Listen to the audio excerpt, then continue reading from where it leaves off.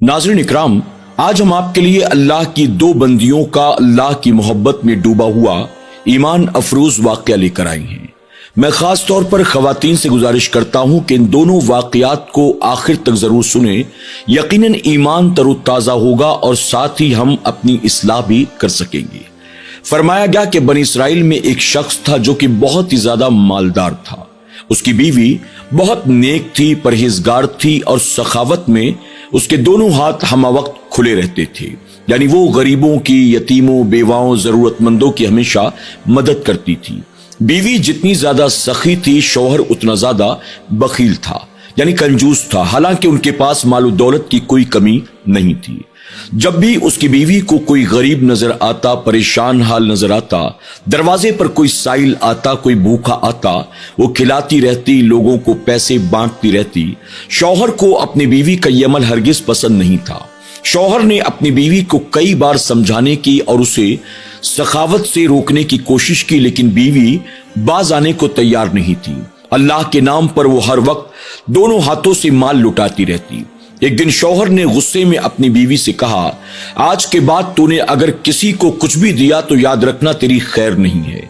उसने अपनी बीवी को कसम दे दी। बीवी ने अपने शौहर की बात को सुना, खामोश रही। उसने न बहस की न ही कोई जवाब दिया। चंद दिन तो जैसे तैसे गुजर गए। चंद दिनों के बाद उनके दरवाजे पर एक साइल आया जो आवाज लगाकर कहता था कि मैं 2 दिन का भूखा हूं, है कोई जो अल्लाह के नाम पर मुझे रोटी दे दे। जब उस शख्स ने अल्लाह के नाम पर यूं मांगा, बीवी से न रहा गया। बीवी ने आगे बढ़कर 3 रोटियां उस साइल के हवाले कर दी। उसने दुआएं दी, रोटियां लेकर वो वहां से आगे बढ़ गया। अभी वो वहां से जा ही रहा था कि सामने से उस औरत का शौहर चला आ रहा था। उसने देखा कि उस साइल के हाथ में 3 रोटियां हैं। वो मजे के साथ उन्हें खाता हुआ चला जाता है तो उस दौलतमंद बखील इंसान ने उस साइल को रोका और कहने लगा, मुझे सच सच बता, ये 3 रोटियां तुझे कहां से मिली? उस साइल को क्या पता था कि ये शख्स उसी घर का मालिक है और ये बड़ा बखील इंसान है। इसने अपनी बीवी को सखावत करने से और गरीबों की मदद करने से मना कर रखा है। साइल ने सच सच बता दिया कि वो जो सामने मकान नजर आता है ना, उस मकान में रहने वाली खातून ने मुझे ये 3 रोटियां दी हैं। अब उस शख्स ने साइल के हाथ से रोटियां तो नहीं छीनी, लेकिन उसे बड़ा गुस्सा आया। फौरन वो शख्स अपने घर आता है और घर आने के बाद अपनी बीवी को गुस्से में कहता है कि मैं 1,00,000 मर्तबा तुझे समझा चुका, लेकिन तुझे मेरी बात ऐसा लगता है कि जैसे मानना ही नहीं है। मैंने तुझे सख्ती के साथ कहा था कि आज के बाद किसी को कुछ भी मत देना, लेकिन तूने भी आने वाले भिखारी को 1-2 नहीं बल्कि 3 रोटियां उठाकर दे दी। तूने मेरी नाफरमानी की, अब तुझे इसकी सजा मिलेगी। बीवी ने अपने शौहर से कहा कि आप खामखा में नाराज होते हैं। दरअसल वो शख्स 2 दिन का भूखा था और उसने अल्लाह के नाम पर अपना हाथ दराज किया। अल्लाह के नाम पर कोई सवाल करे और मैं उसके सवाल को पूरा न करूं, ये भला कैसे हो सकता है? अगर उसने अल्लाह के नाम पर ना मांगा होता तो शायद मैं उसे न देती, लेकिन अल्लाह का नाम लिया, इस वजह से मैंने उसे दे दिया। शौहर ने कहा, अच्छा, अल्लाह का नाम लिया इस वजह से तूने दे दिया, तुझे अल्लाह के नाम से इतना ही प्यार है तो ठीक है, मैं भी अल्लाह का नाम लेता हूं, क्या मेरा सवाल पूरा करेगी? बीवी ने कहा, अल्लाह के नाम पर आप जो कहेंगे मैं करने को तैयार हूं। शौहर ने गुस्से में कहा कि ठीक है, जा, अल्लाह के नाम पर अपने घर में जलने वाले तंदूर में तू छलांग लगा दे। यानी घर के अंदर जो तंदूर था जिस पर वो रोटियां बनाया करती थी। शौहर ने कहा कि जा, अल्लाह के नाम पर उस तंदूर में जाकर कूद जा। बीवी ने अपने शौहर से कहा कि ठीक है, अगर आप चाहते हैं कि मैं अल्लाह के नाम पर यह काम करूं तो मैं अल्लाह के नाम पर यह काम करने के लिए भी तैयार हूं।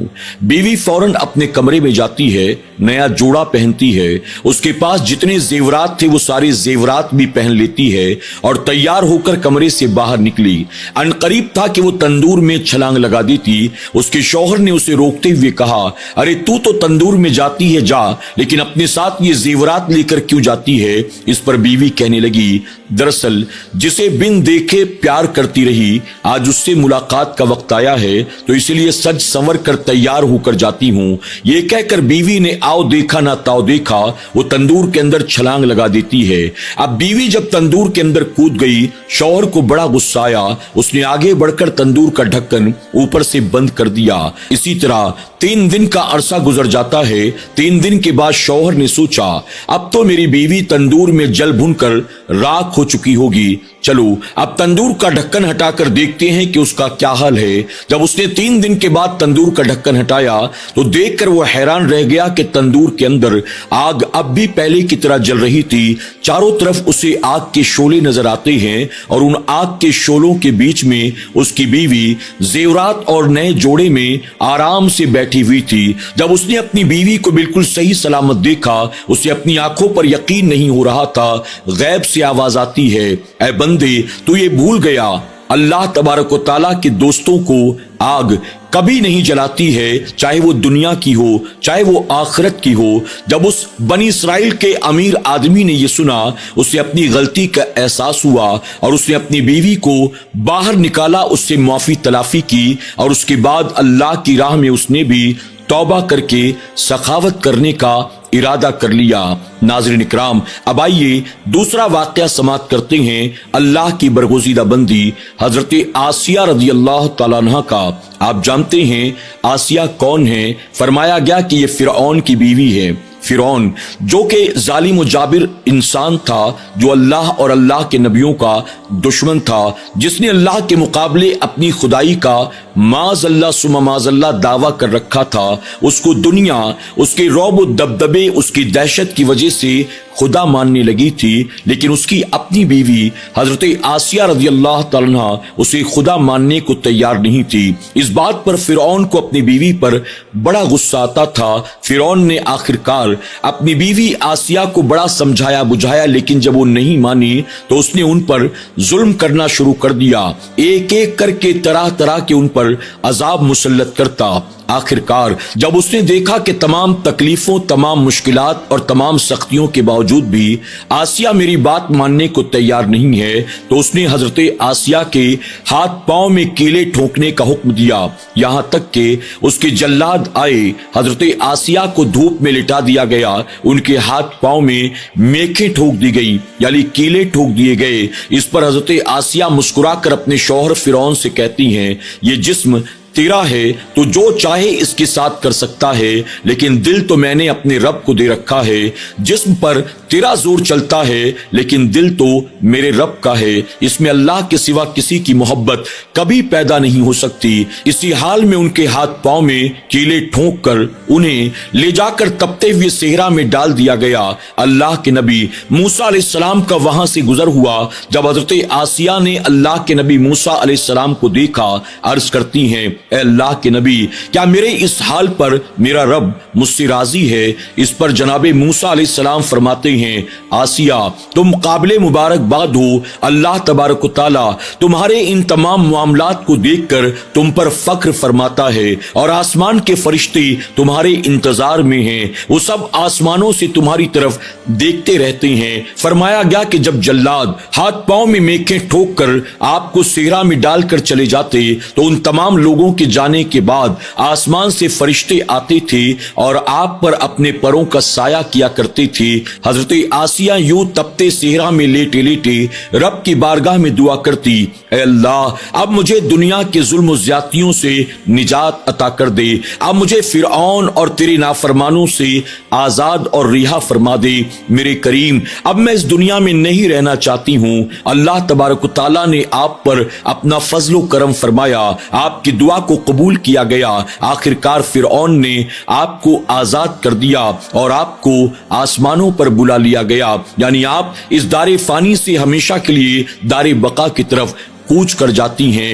ناظرین اکرام، یہ دو واقعات جو کہ بڑے ایمان افروز ہیں ہمارے اور آپ کے لیے، خاص طور پر ہماری ماؤں، بہنوں اور بچیوں کے لیے جو چھوٹی چھوٹی مشکلات کو دیکھ کر، چھوٹی چھوٹی پریشانیوں کی وجہ سے جن کے قدم ڈگمگا جاتے ہیں اور جو صرف ذاتی مفاد کے لیے یا کسی مشکلات سے نجات کے لیے خلاف شرع کام کرنے سے بھی باز نہیں آتی ہیں، ان عورتوں کو چاہیے کہ وہ اللہ کی ذات پر بھروسہ رکھیں، صبر و استقامت سے کام لیں۔ اللہ تبارک تعالی ہمارا خالق بھی ہے، مالک بھی ہے، رازق بھی ہے، سب کچھ اس کے قبضے قدرت میں ہے۔ ہماری مدد کرنے والا اس کے سوا کوئی نہیں ہے، عزت و ذلت دینے والا اس کے سوا کوئی نہیں ہے، تمام مشکلات سے نجات دینے والا اس کے سوا کوئی نہیں ہے۔ جس طرح سے حضرت آسیہ نے اللہ سے محبت کی، جس طرح سے بنی اسرائیل کی اس ولیہ نے اللہ سے محبت کی، ہمیں چاہیے کہ ہم بھی اپنے رب کی ذات پر مکمل